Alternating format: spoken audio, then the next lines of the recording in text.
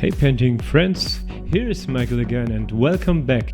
Let's explore in this video the MA brushes made for your perfect digital painting experience. No matter if you are a concept artist or a landscape artist or a portrait artist. I've put a lot of work in this one to show you the exactly brush numbers that I've been using on a specific painting. As always, this should not be your way. The possibilities with MA brushes are really infinite. If it is necessary, stop the clip and write down the numbers of the specific MA brush that you like to use for your next painting. Remember this video and come back whenever you want to check a brush. You can also take a screenshot if it helps, because we are rushing through.